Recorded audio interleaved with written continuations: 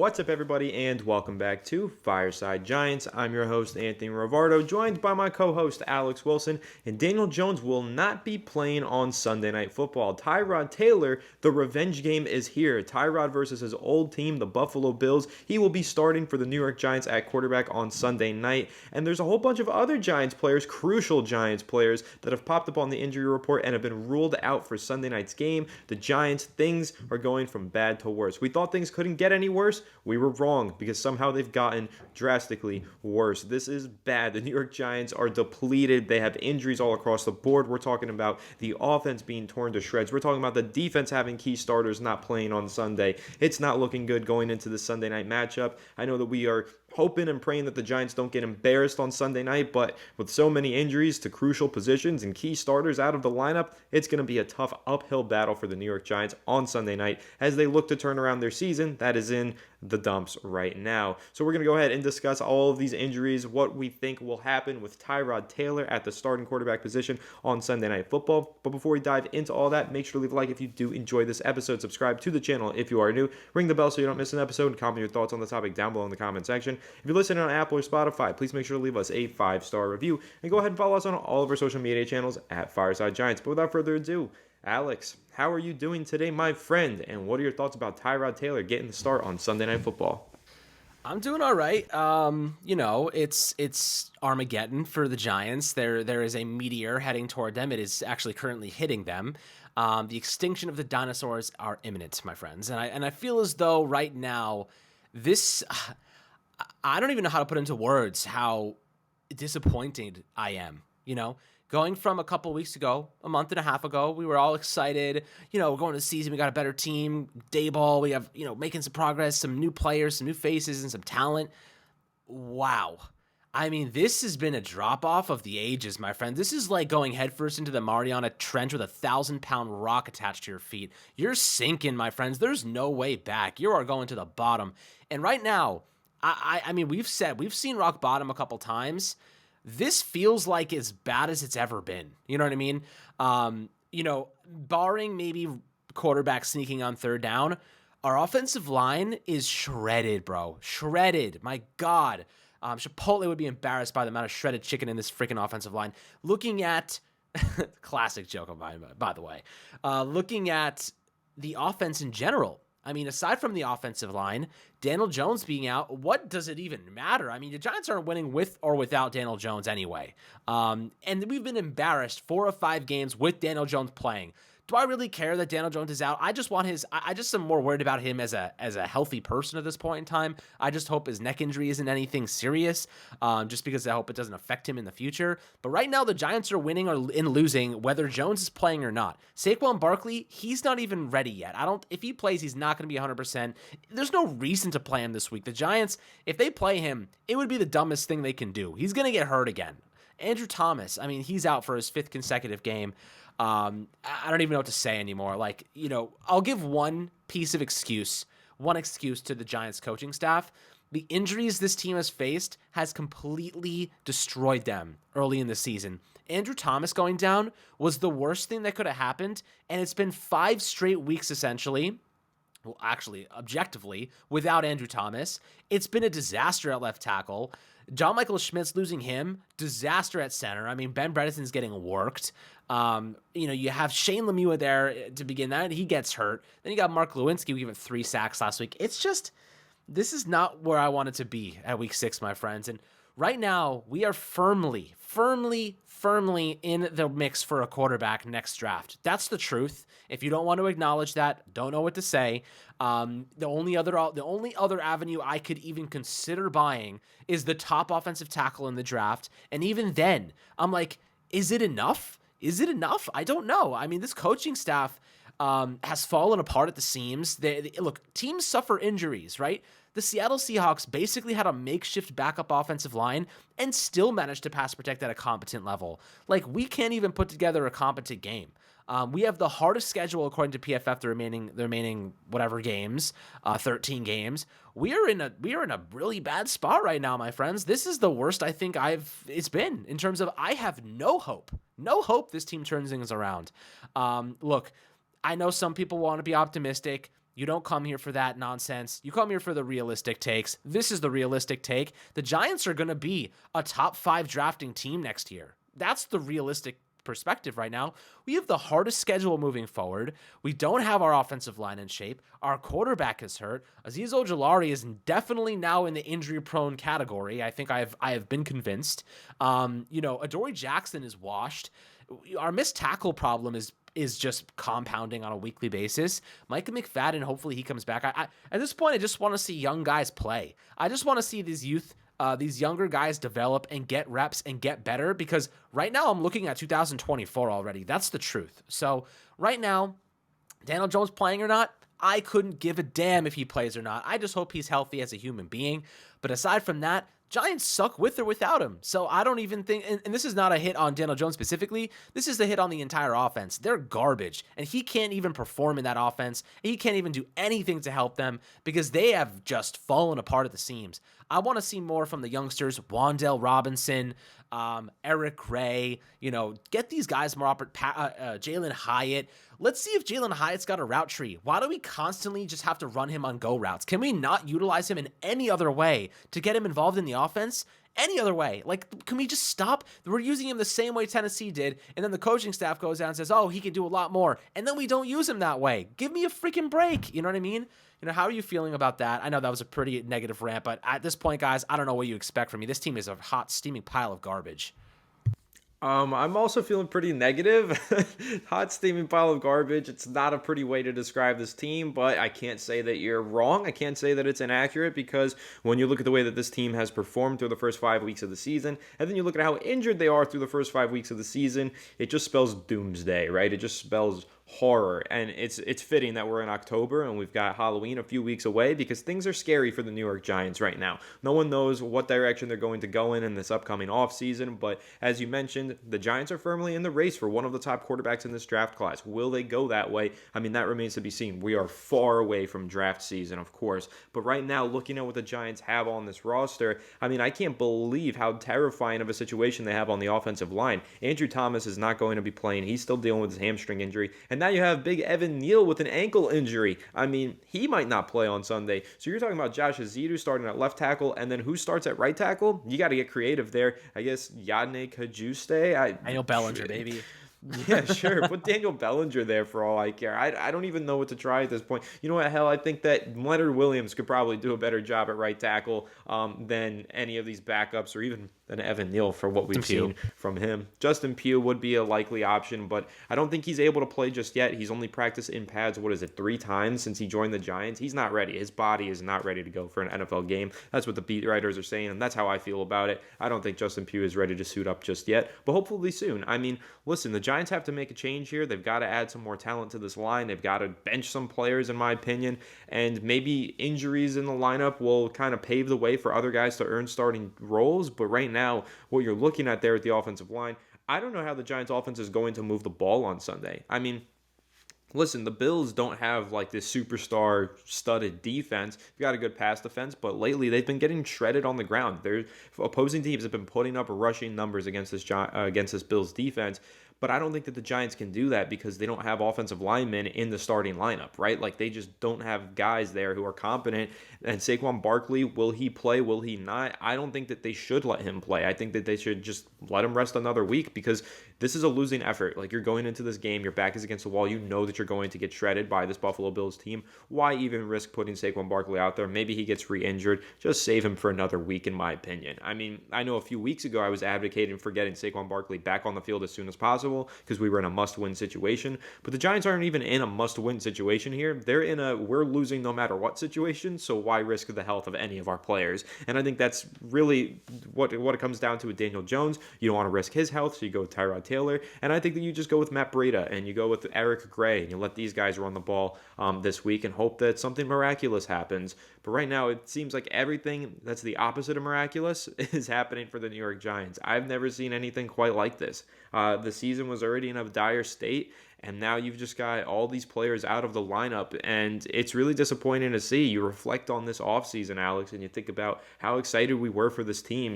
We kept saying if everybody stays healthy, this should be a playoff team. Well, nobody stayed healthy, and even when we were healthy, we didn't look anything like a playoff team. So it's just been a disappointing year. It's fair to vent your frustrations, get as intense and passionate as you did, Alex. I can't really criticize you for that, but I don't know what the team does from here. I don't know what's next. I mean, they're likely to lose this game on Sunday night, and that'll put them at 1-5. But then they've got some pretty easy games coming up here. Maybe they get healthy. Maybe they steal a win or two. But do you even think that's in the best interest of this team now, Alex? Me personally, I never advocate for tanking. I don't think that it's the right thing to do. It ruins the integrity of the sport. But realistically, the Giants, are you kind of hoping in a way that maybe they just don't win some of these games and they do continue to lose games for their draft stock? Or are you in the same boat as me where you just want to see your New York Giants go out there and compete? That's the question of the hour, man. I mean, like it's that's the hardest question to answer, right? Because if it meant like I don't want to see the Giants lose, I never do. But then like the draft, and it's like we get like a star quarterback, and it's like, oh my god, like this changes the narrative, this changes everything. I don't think losing on purpose, like the Philadelphia Eagles did a couple of years ago, is I don't buy into that. I don't think that that's reasonable. I think you get punished for stuff like that. But if the Giants, like, I'm hoping that they're competitive, but they end up losing, right? Like, they're not trying to lose, but they lose. That's like the only way I could possibly describe it. Like, they don't mean to lose. They're not trying to lose, but they lose. Like, because that's really what promotes the best future of this team, right? Yeah, and what I would like to see the Giants do is not intentionally lose, but intentionally get younger players in there. I mean, it might bring down your probability of winning, having some of these younger, inexperienced guys in the lineup, but I'd like to see them develop. And yeah, it'll probably mean you lose more games, but at least some of these guys develop and you're in a better position to do more with this roster next season. So I think that would be the approach that I would take. Like, we have the option here. Do we put Saquon Barkley back in the lineup when he's healthy, or do we kind of run with Eric Gray for an extra couple of weeks and maybe consider trading Saquon, or maybe just not using him as much and saving him for next season? I think those are the decisions that the Giants need to make. Where can we put younger guys in this lineup to develop them? It might cost us some games, might cost us some big plays, but at least we're developing our youth, and we can look ahead to the future knowing we'll have some good draft capital, we'll have some good young players with some experience under their belt. I mean, if you think about it, Micah McFadden played in all 17 games last season as a rookie, and he's been arguably the best defender, most consistent defender in the lineup this season, and I don't think that he would be if he didn't play all 17 games last season. So I do think there's something to be said about getting these young guys on the field as much as you can, letting them develop, and then kind of just turning the page and getting ready for next season. And that's exactly what I'm trying to say, right? Like, I'd like to see Dane Belton play more. How about Jordan Riley? Give me some Jordan Riley. Give me some more Trey Hawkins. Give me some more Cordell Flott. Give me some more Eric Gray, Wan'Dale Robinson. These are the guys I'm looking at. And I'm asking, and look, the only way that some of these guys are going to improve is by playing a substantial amount of snaps. But the truth is right now, like, that's the only option. Like, I don't think the Giants are willing to just cash it in now. They're 1-4. Like, we've seen, like, the Lions last year, like, fought back, and like that's an anomaly and an outlier. But it's possible. Nothing's impossible. But it's going to take a Herculean effort, guys. It's going to take a really big effort here to turn this thing around. We're basically done already, and it's week 6. Just like my fantasy team, because I have the most points against me. It's ridiculous, but that's how the world goes, man. Like, you just don't expect things to happen. They do. Injuries are unpredictable. The Giants have been slaughtered by them once again. And that's kind of the situation at hand now, right? Like, you have to acknowledge the fact that there are players in the Giants that are injury prone, right? Azeez Ojulari is injury prone. I wouldn't call Andrew Thomas injury prone, but every year he's battling through injury. He plays through a lot of it. This time around, he couldn't do it. It's always ankle injuries or this or that. This time around, it's a hamstring injury.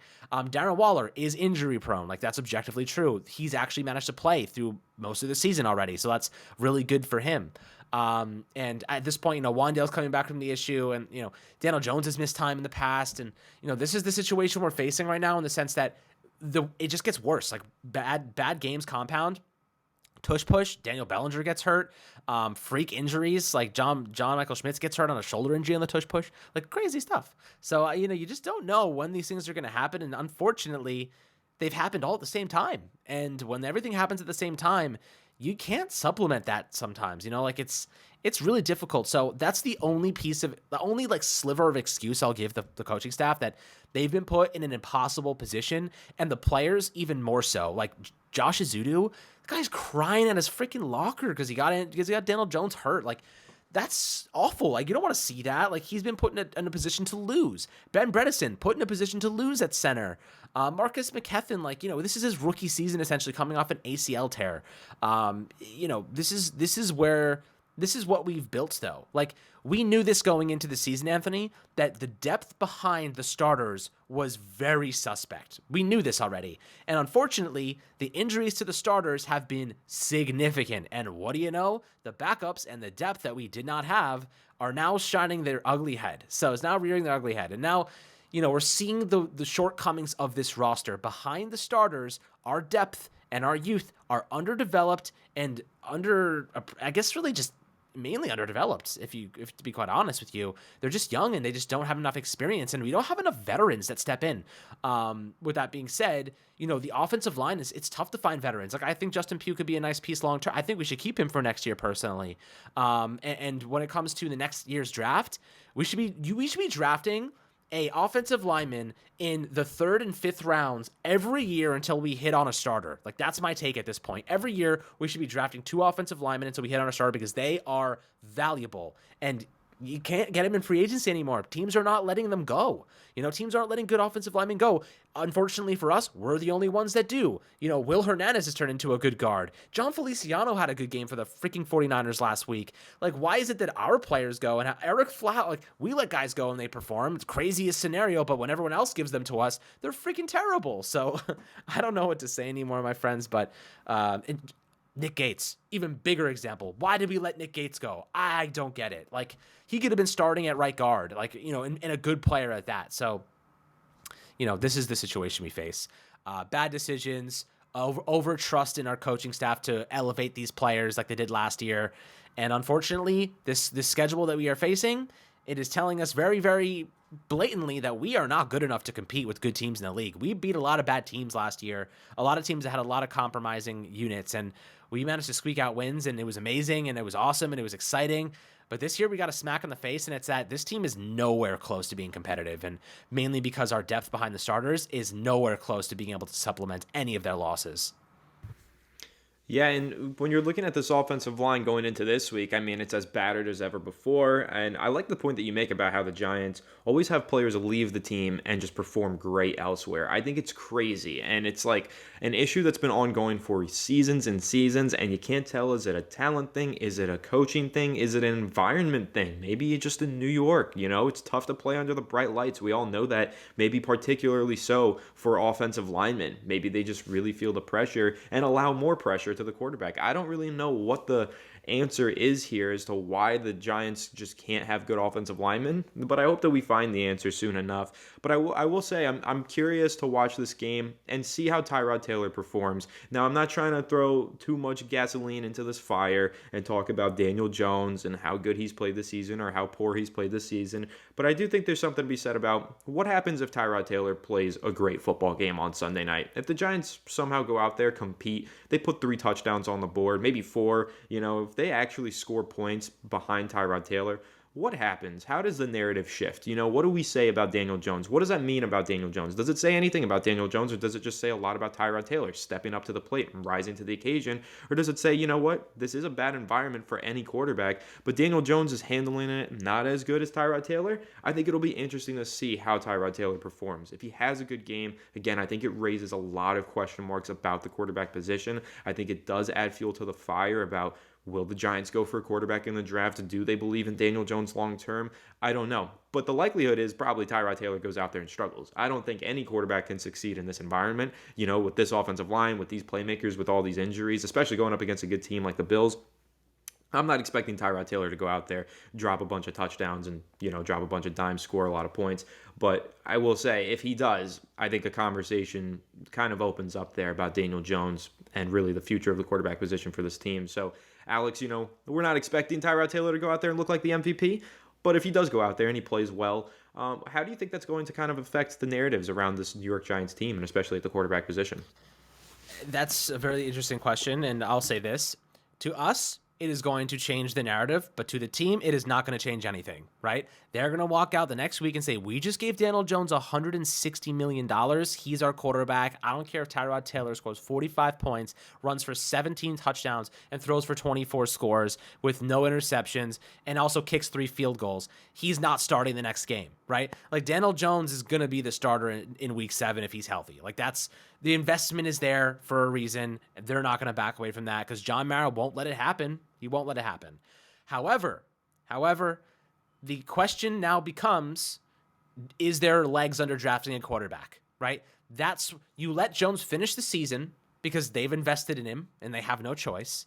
And the question now becomes, does the coaching staff in the front office now understand or now see that maybe they need a new quarterback? That's where you start to think not about a short-term fix and Tyrod starting every game, but more so, does that plant the seed that the Giants need to go in a different direction at quarterback? Now, this is all hypothetical.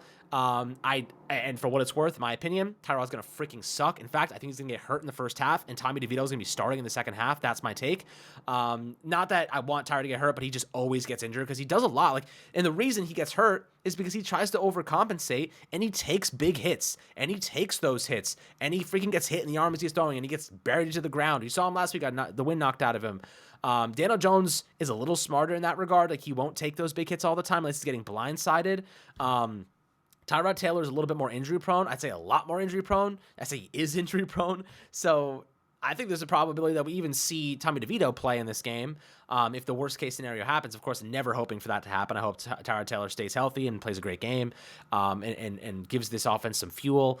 But the truth is, I have no faith in this offense under Tyrod Taylor, under Tommy DeVito, under Daniel Jones. I don't know anybody that could survive under this circumstance. And if Tyrod Taylor steps up and makes plays and moves this offense, I'm going to be blown away, absolutely blown away. And God knows I'll be watching because I'm here for the pain. I'm here through thick and through thin. I'll watch the New York Giants win Super Bowls. I'll watch them sink all the way to the bottom of the NFL and get the first overall pick. I don't care. I'll watch it. Am I going to enjoy watching it? I don't think I'm going to have any fun watching this Sunday Night Football game. To make matters worse, I am currently staying at my grandparents' place, and my grandfather is a Buffalo Bills fan, so it's not going to be a fun Sunday night for me. I don't think so. Maybe it is.